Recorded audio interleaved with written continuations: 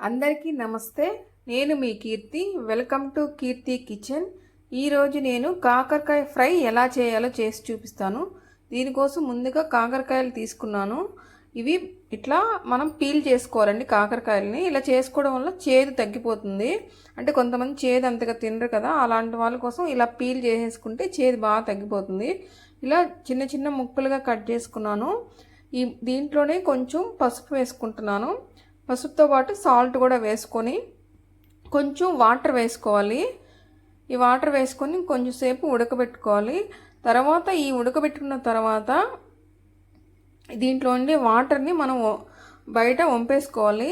ఎందుకంటే ఈ వాటర్ చేదు ఎక్కువ ఉంటుంది కదా, చేదంతా పోతుంది వాటర్ వంపేసుకోవడం వల్ల. ఇదిగోండి, ఒక ప్యాన్ అయితే పెట్టుకున్నాను. దీంట్లో కొంచెం ఆయిల్ వేసుకున్నాను. ఆయిల్ వేడెక్కాక కొంచెం ఆవాలు, కొంచెం జీలకర్ర వేసి అవి చిటపటలాడాక మినపప్పు, పచ్చెనగపప్పు వేసుకొని దోరగా వేయించుకున్నాను. ఇప్పుడు ఇవి కొంచెం దోరగా వేగిన తర్వాత దీంట్లో కొంచెం కరివేపాకు వేసుకొని చిటపటలాడాక మనం ఒక 6-7 తెల్లగడ్డల పాయలను కూడా దంచి వేసుకుంటున్నాను.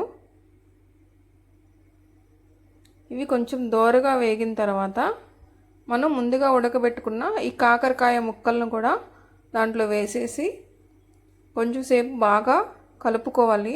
ఏదైనా సాల్ట్ అవి తక్కువగా ఉంటే కొంచెం సాల్ట్ అవి యాడ్ చేసుకొని ఇలా బాగా ఫ్రై చేసుకోవాలి. చూడండి, బాగా ఫ్రై అయిపోయి దీంట్లో నేను ఈ పొడి వేస్తున్నానండి. ఈ పొడిలో నేను మిరపకాయలు, ధనియాలు, జీలకర్ర, కొంచెం పచ్చెనపప్పు వేసి వేయించుకొని ఆ పొడి కొట్టి పెట్టుకుంటున్నాను.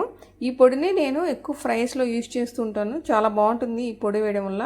ఇదిగోండి, ఈ పొడి వేసిన తర్వాత కొంచెం కొత్తిమీర వేసి కొంచెం సేపు వేగనించి దించేసుకుంటున్నాను. అంతే అండి, ఎంతో టేస్టీగా ఉండే కాకరకాయ ఫ్రై రెడీ అయిపోయింది. మీరు కూడా ట్రై చేయండి.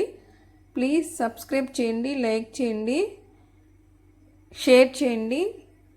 Thank you.